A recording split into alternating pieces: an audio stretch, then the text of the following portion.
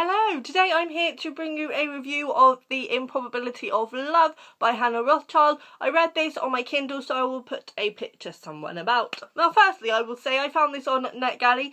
Never knew NetGalley was a thing, and what fun it is. So much fun. But sadly, that's the last good thing that happened about this book. I mean, I would have been really irritated if I paid for it. Now, I came across this book mainly because it was nominated for the Bailey's Prize for Fiction this year, and it's marketed, as you can see from wherever I've put the picture, it's marketed kind of like a romance kind of novel. And obviously the title, The Improbability of Love, suggests that it's romance as well, but everybody who has been reading it, they all enjoyed it and said that they thought that the marketing was a disservice to the book, that it wasn't just your typical romance. So I went into it expecting it to be not what it looked like, but for me it was exactly what it looked like. It was a badly done romance, and yeah, it did not float my boat. Most other people seem to love this, so I am in the minority here, but it was just not for me. Basically, this follows the story of, it's about predominantly a painting called The Improbability of Love, which our main character Annie finds in a charity shop, or like a junk shop basically, and buys for £75, and she doesn't know anything about art, though she does conveniently work in an art gallery in their kitchens, and she goes on a quest to find out about this painting, how much it's worth. She takes it to one high-end art critic who says that it is just a cheap fake, and she takes it to another sort of in training painting restorer who says that it's hundreds of years old and has been owned by royalty and everything else. Now, it turns out that the painting is required by, this is going to sound long-winded, but Annie's boss's father, who runs the gallery that she works in, finds out that this painting is about, and he is desperate to get his hands on it. He won't tell his daughter why, but he says she has to track it down at all costs, and she sort of gets a bit suspicious as to why he is so desperate for this painting, so she goes on a mission to find out, and it goes from there really.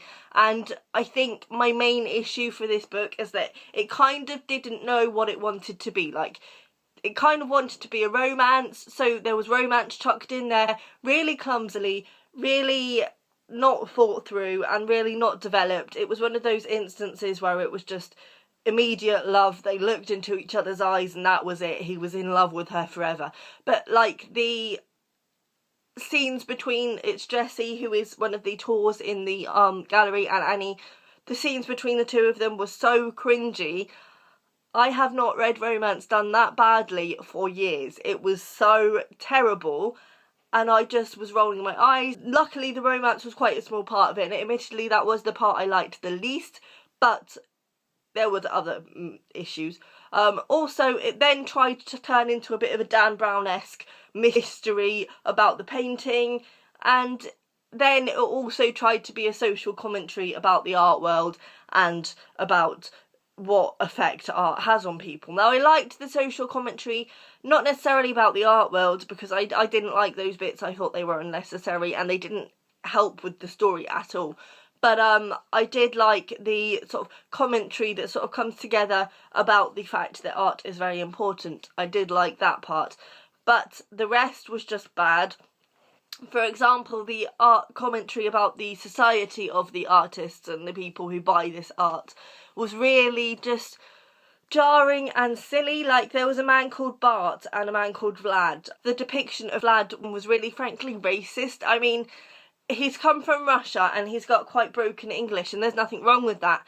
But the way that the broken English was written, and also the way Vlad's character was written, was very caveman-esque. Oh, me, man, you, woman. And it's just like, that's quite frankly insulting.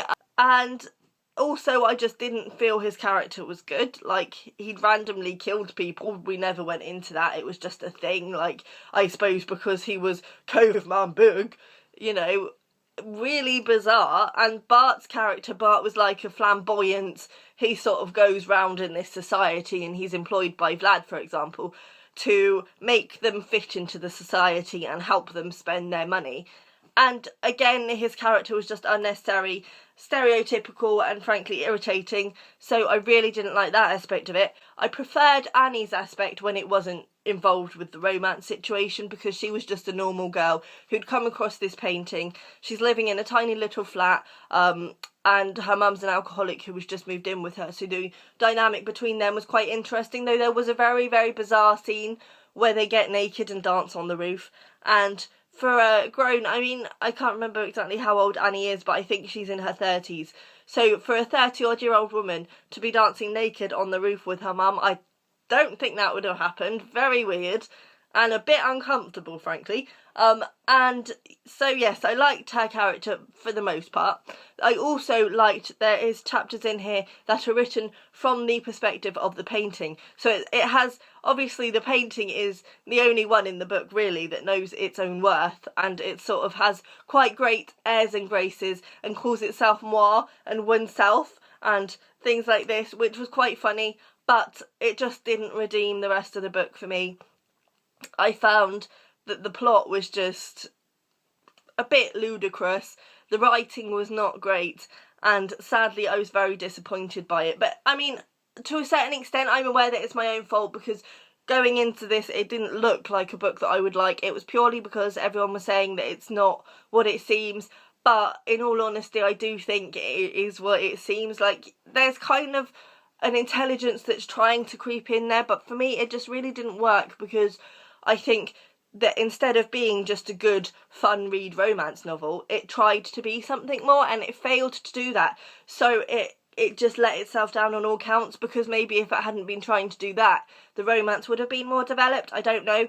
But yeah, I just really didn't enjoy it, and I so often nearly DNF'd this book.